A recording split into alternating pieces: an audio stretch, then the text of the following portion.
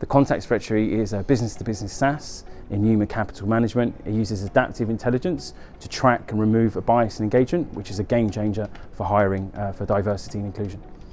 The genesis of the idea of the Context Factory comes from two major places. One is my personal experience. I worked in recruitment as a consultant in a major agency, as a business owner, and as someone in senior line management positions for a FTSE 100. And a lot of it just didn't make sense to me. We were using legacy technology and legacy processes. I myself am dyslexic and therefore can look at things as a whole picture rather than in parts. And I could just see that if we use the technology today to start from today, put a lot of the legacy in the bin, we could really do something different that would really change how hiring works. But one of the biggest challenges we have is people have a misconception. Often men will come up to me at a conference and say, I don't believe in giving jobs to women, neither do we. So our technology is about widening the gate, but it doesn't lower the bar. And it's just getting that perception through that what we're doing is about business performance. It's not because we're nice people trying to do nice stuff. We're trying to help companies improve what they do, and that's what diversity can do. As all startups, we've faced many obstacles. Some of the best and the ones that have been most informative for us is a lot of the stuff that came through with our MVP when we were working through clients. So we learned things that we'd never thought about. So we had a great first client in a company called GPX in India, and we were building personalized hiring engagement platforms. And we realized there that you can only not just engage the person you're trying to reach, but also their family. And it didn't make sense to us that if you're trying to particularly do an international move, that you're not showing people things like homes and schools and culture, because invariably it's everyone around the dinner table that has to make decisions. So those challenges have been the most informative thing that have developed our products, because we've worked through real experience to get to where we are.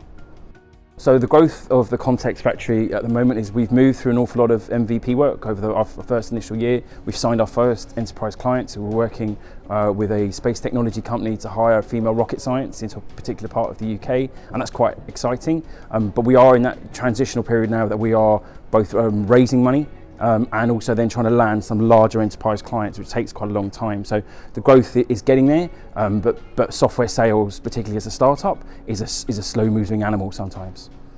The biggest risk to the Context Factory is that we could end up in a Nikolai Tesla Betamax sort of period, that often people who bring innovation are the first to do a new thing in the market, nearly all the time aren't the people who profit from it.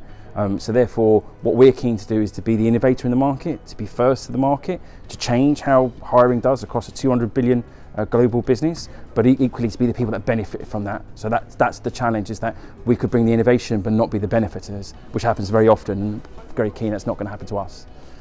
But the motivations for me and for the Context Factory are rooted quite personally in the fact that I can see diversity and inclusion through my own life. So I'm the son of a woman who's worked in financial services in the City of London in the 70s with an Irish accent, and her career didn't get to the point that she should have done, particularly because she was having things like children like such as myself. And I'm the father of a daughter who went to school today for the first time, but I know in the next 100 years she's not predicted to get gender parity in the workplace. As a dyslexic person, I'm 8 times more likely to end up in prison than I am to anyone else. And therefore, there's a lot of opportunities that are closed down to people, and it's predominantly this bias and engagement that stops people from having those opportunities. So if we can genuinely widen that gate, there's a societal change of the fact that we can actually have genuinely different people that are running our businesses that do different things.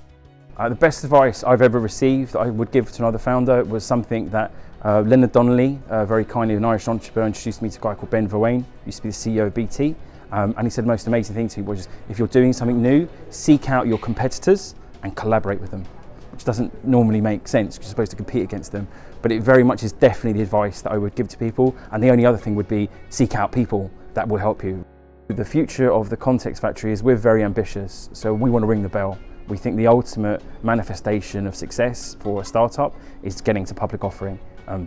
There's a lot of companies that can get bought out quite quickly. We want to hold on to our innovation and really be the people that maximise for that. So for us, it's very much about getting to market.